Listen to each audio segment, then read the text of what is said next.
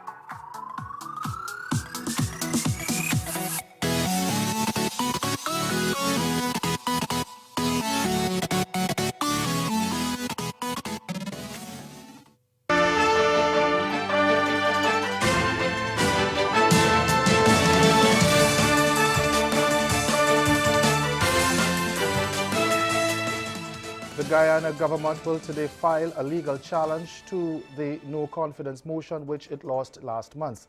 The decision to go to the High Court comes on the heels of the Speaker of the National Assembly, Dr. Barton Scotland's ruling that the courts should make the final determination of the consequences of the December 21st vote. Prime Minister Moses Nagamutu said a ruling by the High Court in the matter will set a precedent. Now, when given his ruling at yesterday's sitting of the National Assembly, which the opposition People's Progressive Party boycotted, the Speaker said he had received information from various sources which raised doubt about whether enough yes votes were obtained for the confidence or the no-confidence motion to pass. The information which I have received raises two issues. The first of these included a claim supported by several cases that the requirement for the successful passing of a no-confidence motion is a majority of the elected members of the National Assembly. That majority, it is contended, was to be formed by a mathematical half of the elected membership of the National Assembly, which is 65, plus the vote of one other member. Such a formula would require a majority of 34 votes instead of 33, by which the no-confidence motion was declared carried. Meantime, Barbara Patricia Pilgrim was yesterday sworn in as the new member of the National Assembly, replacing Chancellor Prasad, who was officially expelled from his party and the Parliament after he voted in favor of the no-confidence motion. Jamaica's Health Minister Dr. Christopher Tufton has confirmed the island is experiencing a dengue outbreak. He revealed yesterday that the number of cases has surpassed the outbreak threshold. $250 million has now been set aside to deal with the crisis. Shamela Pullen of TVJ News reports. At an emergency press conference at the Health Ministry in St. Andrew Thursday, Health Minister Dr. Christopher Tufton says last year there were 7 dengue-related deaths, but only 2 have been confirmed. In December, 123 cases of dengue were recorded. The total includes suspected, presumed, and confirmed cases. Dr. Tufton says the number surpasses the outbreak threshold, which is 96. Of 96 cases, so 96 cases for the month of December, and in this case, this last December, we had 123. This is the first month in the 2018 calendar in which the number of cases exceeded the outbreak threshold. As of today, 830 reported cases have been classified as suspected, presumed, or confirmed cases.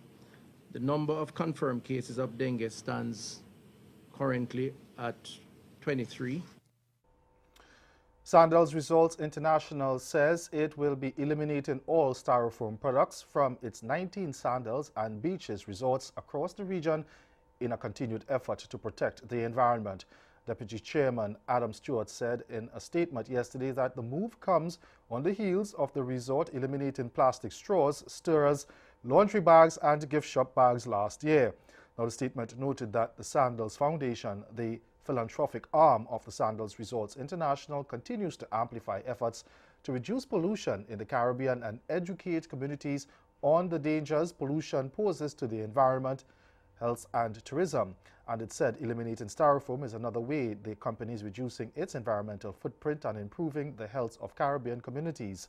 Sandals Resorts says it will explore opportunities to eliminate other plastic across its resorts by September this year. And stay with us, your Midday Sport is next. My name is Akeem, but then call me Shot Akeem. You know, music thing, just try to do like a reality, like a dancehall, every little thing, you know, do soca everything. Bring a new vibes, a new little melody, different kind of style, you know, and then thing like, nothing too regular.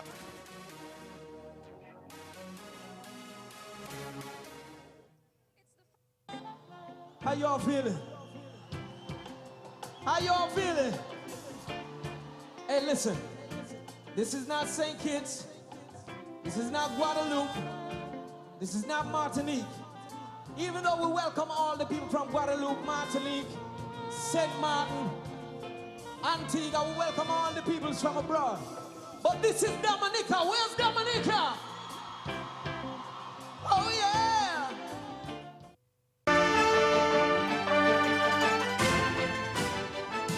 Leeward Islands Cricket Board President Enoch Lewis has called for Richard PYBUS's appointment as interim West Indies head men's coach to be rescinded after accusing Cricket West Indies President Dave Cameron of hand-picking the Englishman and ignoring the best practices of transparency, fairness and due process. In a strongly worded letter to CWI dated December 16th last year, he labeled Cameron's actions unfortunate, unacceptable and unethical and expressed profound disappointment, dissatisfaction and dismay over the total disregard shown for the procedure by which PYBUS was selected. Lewis contended in the letter that the negotiations conducted with PYBUS by Cameron were without pre-authorization and input from the board.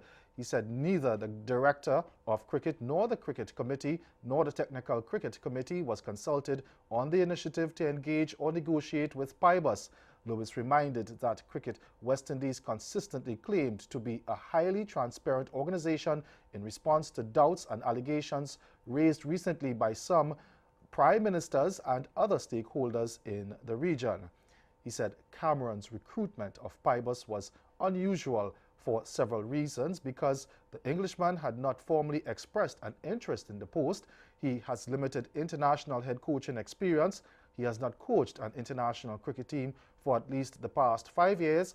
He is not among the list of coaches identified by the Director of Cricket and previously approved by the board for consideration.